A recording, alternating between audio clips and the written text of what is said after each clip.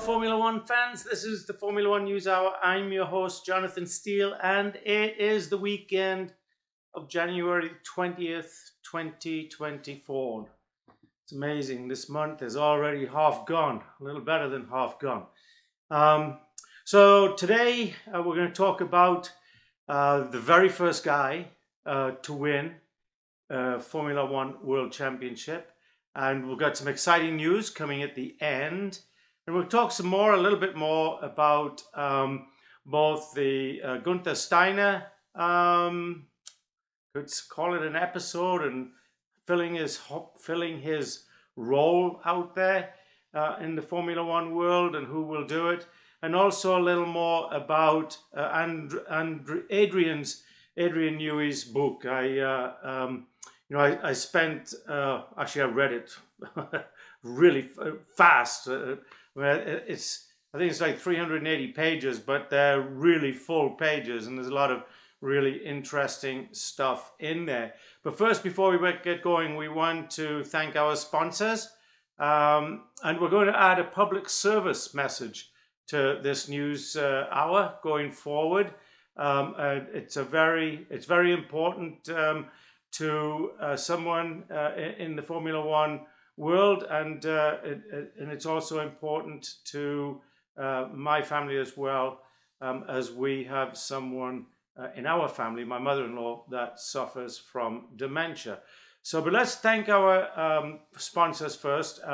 Thenology, a small data center here in Austin, Texas, providing all things technology, public cloud, private cloud, co-location, managed services, storage, disaster recovery, really just about everything that you could probably think of when you start thinking about technology. And folks, they've been doing it for 20 years now. They're probably one of the very first companies that did private cloud. Like I say, they've been doing it so long, they're one of the experts in it. So you need technology, you need formula, you need Thenology. That's Thenology.com. Again, that's Thenology.com. And of course, Moms for Liberty, providing all of the support that parents could think about wanting to gain out there to take back good education into the classroom and really have our teachers and educators focusing on the things that will be important to the kids when they leave school or go to college and things like that. Things like maths and English and science and languages. I think today everybody needs to speak at least a couple of languages. Both my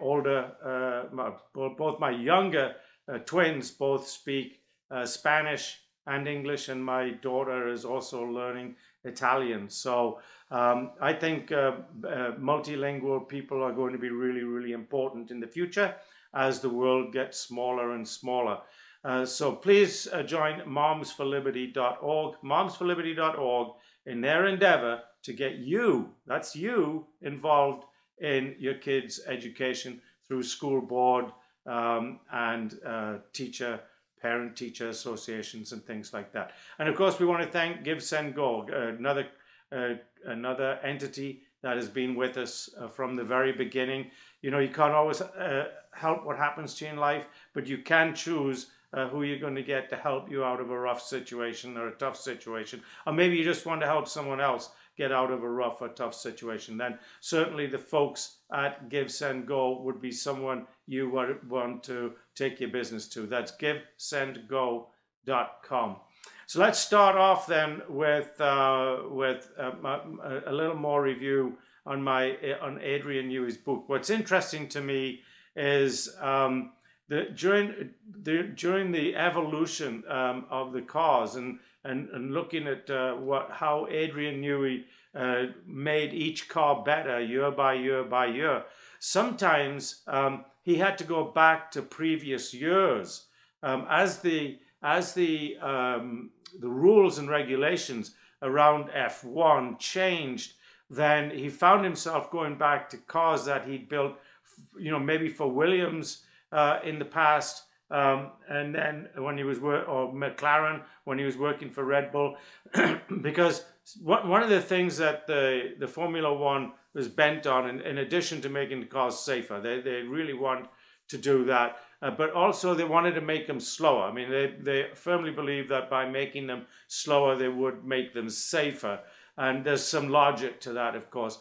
But one of the interesting things about what they did, of course, was at a time there they put treads on the tires. You know, their slicks, what we call the slicks today, actually had treads cut into them, which slowed them down. So it's kind of like driving a wet tire or a combination wet-dry tire on the tracks today to try and slow them down. And the other thing that was really interesting to me, and that you wouldn't really think about, is how much the exhaust system plays into the aerodynamics of the car. So yes, you've got the air rushing in, right? So that air's got to comes out through the exhaust system. And how Adrian Newey took that exhaust gases coming out and helped mold them and direct them so that they would actually help in the ground effects of the cars. If you remember, the very first ground effects was developed by Colin Chapman, who not a lot of people know. Colin Chapman, everybody used to think he was a mechanical engineer, and he wasn't. He was into civil engineering and aerodynamic engineering in the beginning of his career, and that's why he understood so much the aerodynamics and the importance of making cars lighter and more easily slip through the air. But the problem, the lighter they got and the easier they went through the air, then they had this opposite effect. They'd want to take off like a plane. I mean, you get a plane up to 200 miles an hour, guess what? You can take off. So he came up with the first ground effects. And back in the time, that first ground effects car that he built was actually, he had a plate that was literally almost the same, covered the same area as the floor of the car. So as the air went underneath there, it actually created a vacuum. But one of the side effects of that was that if it ever got loose, so if you go back and you look at some of the early days of ground effects back in the middle 70s, late 70s, early 80s, you'll actually see cars that'd be driving, or they'd go over a bump or a hill, and their front end would lift up, and then they just go over and they'd fly over backwards. So after about a year or 2 years, then Formula One, said, okay, we can't have any of that. And so, the first real rear aerofoils and stuff like that came out that were accentuated was done by Jim Hall, a guy out of Midland, Texas here.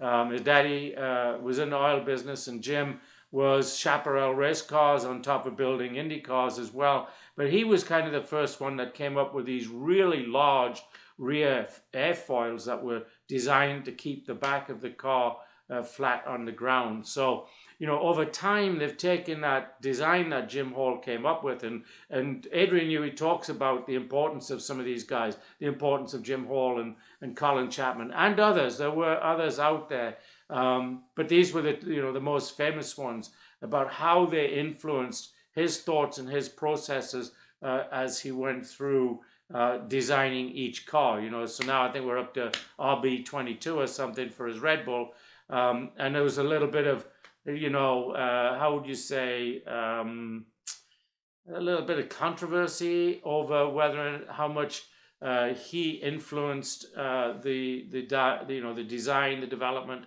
of the car that Verstappen used to win the 2023 championships. And like Mario Andretti said, without Adrian Newey, there is no winning. So certainly the teams today, I think Red Bull employs like 900 people. They've got a separate division right now that is doing nothing. A guy called Ben Hoskins heads it up, who we got to know quite well at the 2022 race here in Austin. And Ben has taken over. He's got to come up with this new engine by 2026. But so yes, there's a lot of people, that's involved. But there's always somebody, right? There's always somebody, and Adrian Newey is it in Red Bull that just can look at all the data and look at the thing that all these different engineers are pulling together and saying, oh, you need to tweak this little thing here, you need to do that there, and do this here. So Adrian's wife came to his defense and said, won't have any of that. Adrian Newey was very much the chief architect there of the Verstappen 2022-23 car, and I'm sure is going to have just as much influence on the car coming up. The only thing you got to wonder about Adrian is, when does winning get old, right? But he's really not. He likes to win, of course. Who doesn't? But he's really more into the real. And if you read his book, you'll see this. He's really into the technical side of how these cars work and stuff like that, and not so much into, he doesn't hang on, how many trophies do we have and stuff like that. This job of his has really cost him 2 marriages. The first one, you could say, well, he got married very young, but second marriage, he was married for a good 20 years and, had children from both marriages. But anyway, now he seems to have found, as he said, the right mix, because his current wife, as I think I mentioned in the last podcast, his current wife is a very famous South African swimmer. So anyway, I think that's about it for Adrian Newey. Let's talk a little bit about Gunther Steiner, okay? And what's interesting to me, the most interesting thing over the last week to 10 days, since all the flurry of little news conferences have come out, there's been very little about Gunther Steiner or even the new head of Haas. And I think the silence deafening, as they say, the silence is deafening. I think one of the reasons for that is the new guy is not naturally an outgoing communicator. And I think it's very important. If you look at most of the really successful, look at Toto there at Mercedes pushing that, and look at the Red Bull guys pushing that. They're always out there. They're always talking. They're always being vocal. The new guy at Williams, you see him out there on Instagram all the time. And so the guys that are really out there and pushing it, because these guys are not just technical guys that are trying to pull a team. They're the head of a big company. And part of being the head of a big company is, one, to solidify and build the message and get out the message. But in Formula One world, you're also the guy that's out there pulling in sponsors and stuff like that. And that's what, Red Bull, Mercedes, and all those guys, if you look, they do it. And actually, Alpha Tauri, to a certain extent, with Pierre Gasly and Esteban Ocon. So these drivers are also out there. You see Danny Ricciardo and his teammate. You see them out there all the time. The guys you don't really see out there really promoting either themselves or their teams very much. I would say that probably the worst are the Haas, right? They're very quiet guys. They're kind of introverts. Although Hulkenberg, I would say, is more of an extrovert than I've forgotten the other guy's name all of a sudden. But anyway, I think the already you can see the direction that Haas is going without Gunther Steiner, and it is not going to be a team that is out there. The main sponsor, MoneyGram, I'm sure is not going to be happy. I don't know if they consulted them before they went on there, but Gunther Steiner did an incredible job of promoting the MoneyGram brand and everything, and all their help with the Haas cause. So it's just kind of the silence has been deafening. And it's really interesting that we haven't heard more from Gunther Steiner as well. And we're going to try and get an interview with Gunther. I have the contact information, and I'm going to work on that in the next week or so. But also the new team principal, I just don't think he is the right guy for the job. And don't get me wrong, I don't know the guy. I'm not an expert in choosing people or stuff like that. But I do watch and observe, and what I'm watching and observing right now is not good for Haas. Okay, so let's now get to our history of Formula One for this week. Back in the 30s and the 40s, they used to have Grand Prix all the time everywhere. The British Grand Prix, the Italian Grand Prix. Some of the countries had their own little championships. Like Italy used to have its own championships, and they always had their. In addition to Formula One, the drivers were always doing sports cars races like the Milgia and stuff like that. And of course the Le Mans and lots and lots of different little local road courses. There was the Tasman series down in Tasmania, and New Zealand had its own stuff. But then back in the late 40s, then they all came together and they said, we've got to form an organization where we can really judge all these drivers on a worldwide basis. And so that's how F1 came to be. And so, of course, like everything else, F1 had to have its very first champion. And so that's who we're going to deal with today, as I grab my notes because my brain's getting old. So we're gonna deal with. You'll recognize the name here, not because he was the very first F1 champion, but because of his last name. His name was Giuseppe Farina. Recognize that name, Farina? Well, you should, because Giuseppe's father was the founder of the Farina Coachworks company that still survives today. So Giuseppe Farina he was born on 30th of October 1906, and he died on June the 30th. Interesting. 1966. So he was exactly 60 years old. What's very interesting is Giuseppe didn't die of natural causes, and he did not die in a race car. So we'll tell you later how he died, but I think that's very interesting. Exactly 60 years old, and did not die in a race car, although like lots of drivers back then, he did have lots and lots of accidents. So he was a very interesting character because he went to school. Of course, his father being quite wealthy, went to school. His father, by the way, was also into motor racing and actually died in a motor race. But Giuseppe did not. But his father, of course, put him through school. Giuseppe had a PhD in political science, although there's some discussion about whether it was in political science or mechanical engineer. And, like everybody else in those days, Giuseppe was capable of building, fixing, tearing his own car apart and doing everything else that needed to be done, and was often a big part of the team that put it together.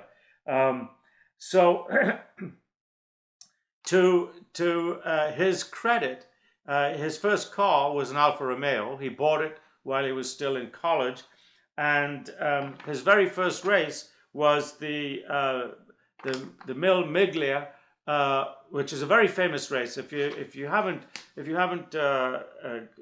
got any history on that, look it up. It's still going today. It's a very famous race. It's been around a long time, and just about every Formula One driver, all the way through the 60s, 70s, and 80s. So all the way from the 30s, probably the 20s, I think, when it first got going. They all entered that race. They all drove in that race. Some of them won it. Some of them didn't. Some of them died in it. But that's we don't want to hang on that too much. But it's a very famous race, and that's where he got his start. He was also, like a lot of them back then, he was also into motorcycles, but it didn't last long in motorcycles. But he did get a works team ride. Let me see if I can find that. The name of that company. That's not very good of you, John. I didn't make a note of the name of the company, but he did get a ride as a motorcycle guy. But like I say, it did not last very long, because while he was still in college, he purchased his Alfa Romeo, which he took to racing pretty much straight away. He was the Italian champion 3 times. Remember I said before the Formula One, then different countries had their own championships, and so he had his own championship, Italian championship, which he won 3 times. He was, how would you call it? He was not a very careful driver, and he was not a well thought after driver, and that was because of his carelessness. He is directly responsible for the death Marcel Lehoux and also Laszlo Hartmann. And when I say he's directly responsible, his aggressive driving is what caused their death. He, going through turns, he actually cut in front of them, which resulted in their cars spinning and flipping over and killing them. Now, of course, he was injured as well, and at one time he spent about 2 months in the hospital recovering from his injuries. Didn't seem to slow him down any, and he still kept on his ways. But like I say, he was not respected by his fellow drivers. Not like Jim Clark and Jackie Stewart. Juan Fangio, probably one of the most respected drivers out there from the 50s, and just an amazing gentleman. And back in those days, everybody really understood the dangers of motor racing. The cars, if you just take a look at those cars, and then incidentally, I saw one on, somebody had posted one of Fangio driving. In the caption, it said it was 1966, but he was driving an Alfa Romeo 159, and they stopped making those in 1959. And so I looked it up, and he was actually driving the car. That was just, I think, a typo on the part of it. But it was 1956. So if you're on Facebook or and you're strolling, look at that car, and you'll see really there were fast death traps. Remember, these cars were going well over 100 miles an hour back then, and they had no seat belts, no nothing. They just they hung on for dear life. So anyway, a little more about our friend Giuseppe. The other very interesting thing, back in the 40s and the 50s, and I think even into the early 60s, the Indy 500 was actually part of the Formula One series, so it was classed as part of the Formula One series. But there are only 3 drivers in the history of Formula One that in the very first race they have entered, they have won it. And Giuseppe is one of those drivers. He entered the British Grand Prix as his first Formula One race, and he won it. Now, so the question I'm going to put out for you, and you can send me an email at jonathansteele@f1nh.com. That's Jonathan.Steele, by the way, I believe. Jonathan.Steele@f1nh.com. And tell me who you think is the other 2 drivers. I'll have the answer, hopefully, if I remember, next week. I'll try and remember, but very, very interesting. And the guys that I'm talking to, they're not famous, by the way. So really very interesting stuff. So Giuseppe drove for Alfa Romeo, Maserati, and Ferrari. Okay, and his favorite team, because remember he bought an Alfa Romeo when he was still in college, and he was driving Alfa Romeos in the early part of his career. He'd swap off sometimes. In fact, he got married. Let me see. I noted that he got married in 19. Let's see. Yeah, he got married in 1945. Okay, got married in 1945.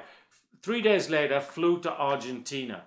Okay, in the Argentine race, which was called the San Martin Grand Prix, he actually drove a Maserati, and it was at that race that Enzo Ferrari took note of Giuseppe and was really, really impressed with him, and he should have been, because Giuseppe won that race. And when he got back to Italy, he then was approached by Ferrari, and he had a falling out later with Alfa Romeo and signed with Ferrari. He did not end his career with Ferrari. He ended his career mainly with Maserati, and he made up with his buddies at Alfa Romeo. So he ended the Formula One championship. His first race was 1950, and he did something else that year as well. He was the Formula One world champion. So not only, which has been done 2 other times before, by the way.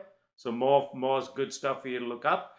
But he not only won his very first race, but he won the Formula One World Championship. But you would have thought that that would have been great for Giuseppe. But no, because when he left Alfa Romeo because he had a falling out, and he got teamed with Ferrari, and guess who his teammate was? All right, if you can't guess, I'll tell you. It was Alberto Ascari.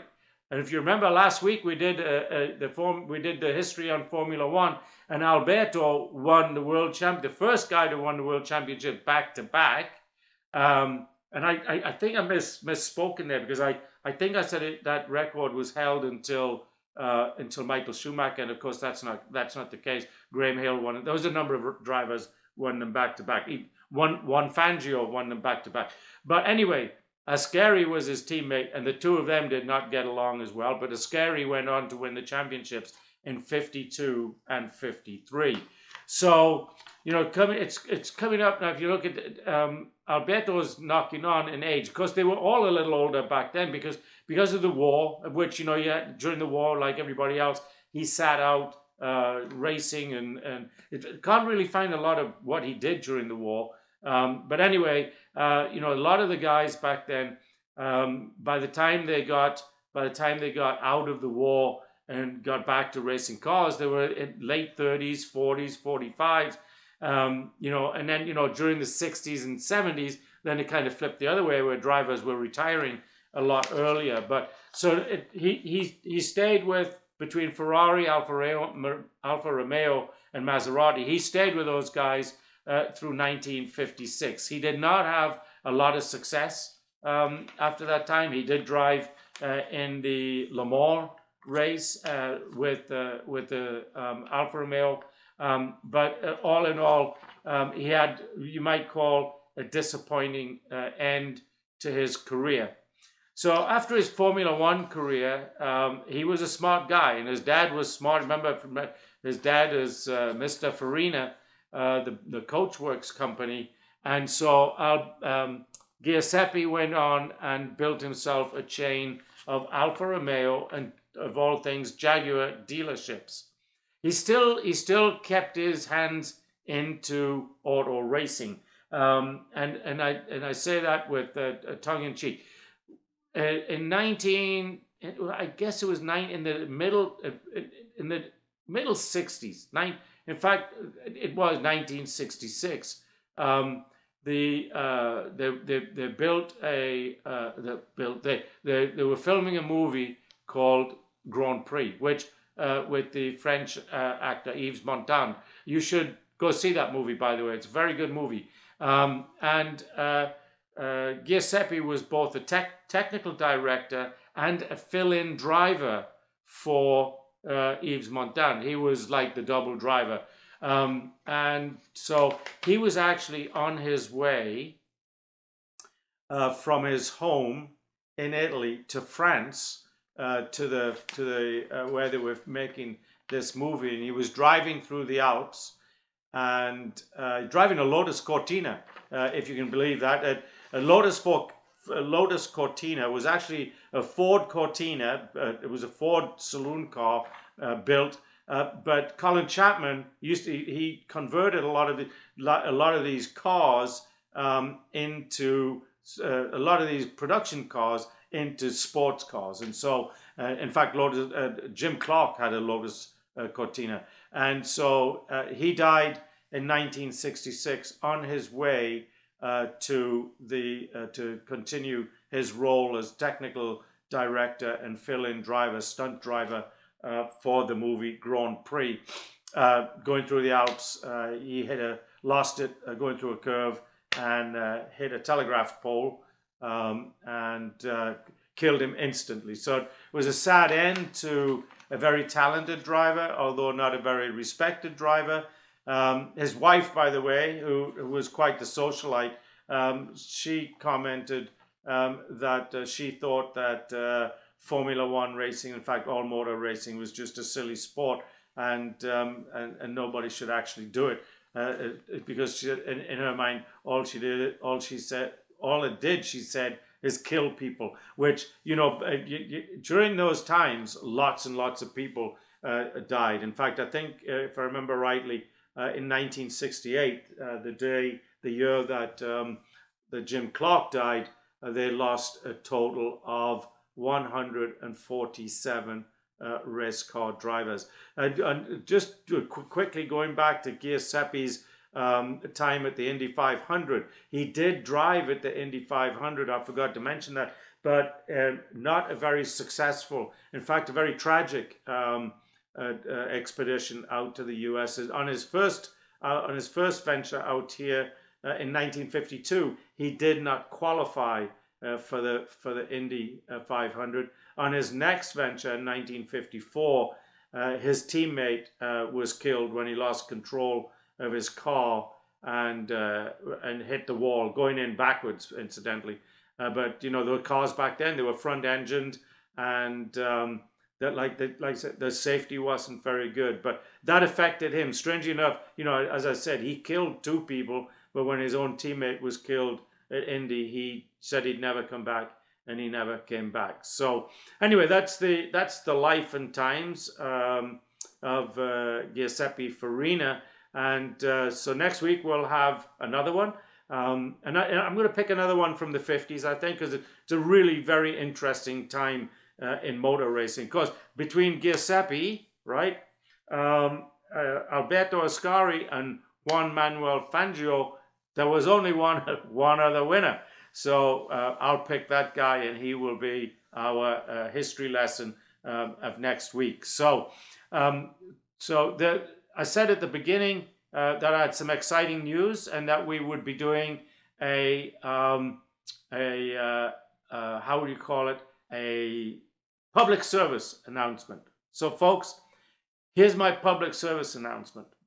So there's a very famous racing driver, and today he's probably, although he hasn't raced in 50 years, he is thought of as one of the greatest racing drivers of all time. But he's also thought as the man that brought the safety and really focused on bringing safety into Formula One. And of course, I'm happy to announce that we're in the final stages of organizing an interview with Sir Jackie Stewart. I'll hopefully be announcing the date next week's session, maybe the week after. But we are in the final, in the final throes of deciding when that's going to happen. Of course, we'll do it on a Zoom call. You know, I've already put together the questions. So to say that we're excited here at the Formula One News Hour would be an understatement. So that's our show for this week. We hope to have the dates next week. And let's thank our sponsors again. Let's go in the reverse direction. Let's go for Give, Send, Go. Folks, you can't help what happens to you, but you can certainly help how you handle the aftermath of what happens to you. Give, Send, Go is a really nice organization. It doesn't censor anyone. There is another big funding entity out there, crowdfunding entity, that if you don't follow along in their political or social parallels or world, they won't help you. Give, Send, Go, don't care. You need help, your friends need help, or maybe you just want to help somebody that's already gone to them to getting help. Please go to givesendgo.com. That is givesendgo.com. And of course, Moms for Liberty. Moms for Liberty out there helping you. That's right, helping you to get out there and get on a school board, get on a parent-teacher association, maybe become a teacher and make a difference. You're never too old to start a new career. So if you're a mom and you think you really want to help and you don't feel like getting on a school board, you don't want to get into politics of it, become a teacher. Get out there and really start helping and become part, inbred into the problem, and start feeding it out, because we really want our kids learning all of the things that's important to them in their life and their future. And their sexual identity and all this kind of stuff has no bearing on what their future is going to be like. They need an education to come up with a good future. Doesn't matter whether they want to be a plumber, electrician, a doctor, a lawyer, whatever it is. They need to have the good basic foundational education to achieve that. So go to momsforliberty.org. And then, of course, we want to thank our great and good friends at Thenology. Thenology is all things guru technical for you.